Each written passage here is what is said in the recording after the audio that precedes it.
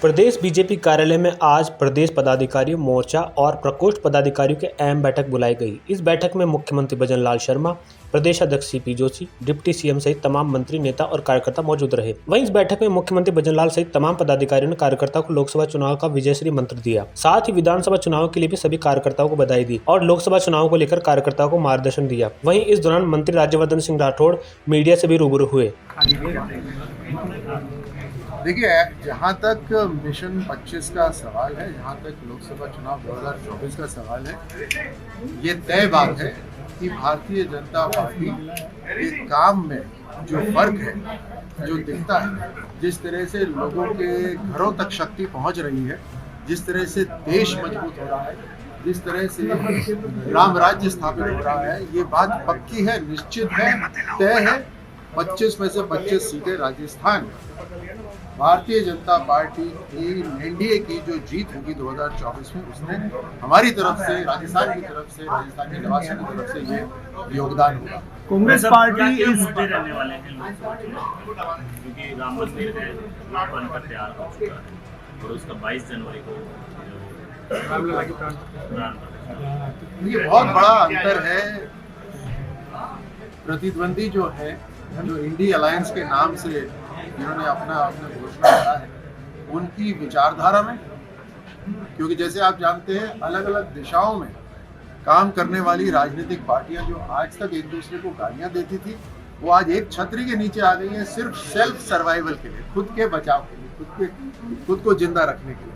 और अंदर भी खींचतान हो रही है, रियलिटी शो हर रोज देखने को मिलता है।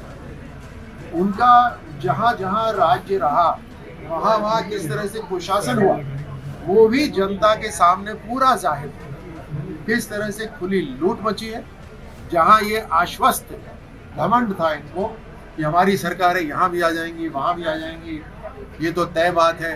और जिस तरह से उन्होंने लूट की दुकानें खोली हुई थी, वो भी जनता को पूरी तरह से पता है। वहाँ पे भी फर्क है भारतीय जनता पार्टी की सरकार के अंदर और इंडी अलायंस और कांग्रेस के जो काम करने के तरीके के अंदर। तो हर तरह से प्रधानमंत्री मोदी जी की सरकार, प्रधानमंत्री मोदी जी का काम, उनका संकल्प हर गांव तक दिखाई दे रहा है। जहां मैं भी खड़ा हुआ था और ये 23 वाला चुनाव था, जहां एक न्यूज़ चैनल ने पूछा कि आप किसको वोट देंगे, एक महिला को, उन्होंने बोला मोदी को वोट देंगे। तो उन्होंने कहा ये कौन है, मेरी तरफ इशारा करके, इन्हें पहचानती है, ये कौन है? उन्होंने बोला हाँ पहचानती है। उन्होंने कौन है? बोला ये मोदी है। तो यही है यार, ये असलियत है। हर चेहरा मोदी है, हर टिकट मोदी है, और वो इसी कारण, क्योंकि मोदी जी की जो गारंटी है काम करने में, वो सदियों बाद एक ऐसा नेतृत्व आया जो चला। इसलिए तय है कि 25 में से 25। राम मंदिर पर सियासत हो रही है, जा नहीं रही है,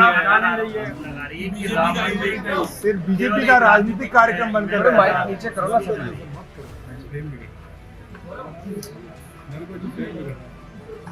राम मंदिर की स्थापना 550 साल बाद हो रही है।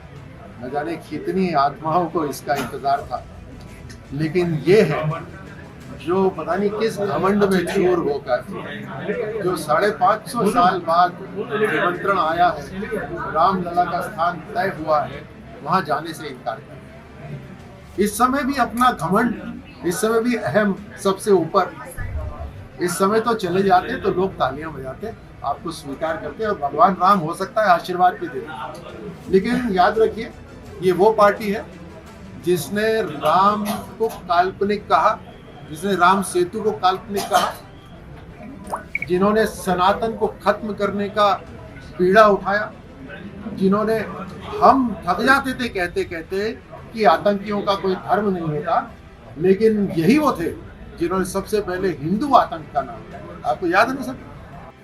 तो इनके, मुझे लगता है इनके अंदर जो बातें थी, जो ये छुपा के रखते थे, इनके चेहरे के सामने जो अलग अलग पर्दे होते थे, वो पर्दे आज आप सबकी चैनल्स के माध्यम से सारे हट गए।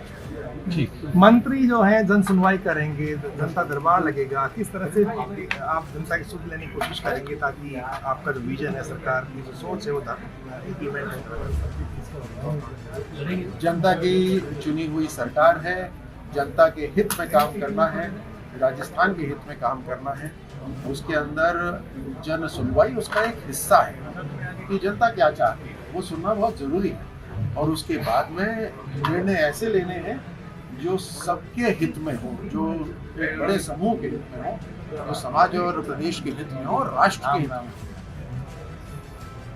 तो जैसे मैंने आपको पहले भी कहा था, बहुत कम बार जीवन में ऐसा मौका आता है जब आपको इतनी बड़ी जिम्मेदारी मिलती है, अपने बड़े परिवार से हटकर एक बड़े परिवार की जिम्मेदारी मिलती है। तो ये अवसर भगवान के आशीर्वाद से मिला है, तो पूरे संकल्प के साथ काम करेंगे, पूरी ईमानदारी के साथ काम करेंगे, कुछ ऐसा काम करेंगे जिससे वाकई में कोई बदलाव आए। और हर मंत्री के अधीन जो मंत्रालय है वो उसके लिए तो जिम्मेदार है ही, लेकिन मैं ये कह सकता हूँ कि एक मंत्री समूह में हम सब भी एक दूसरे के मंत्रालय के सब जिम्मेदार तो नहीं, लेकिन मदद करने के लिए हम सब तैयार हैं।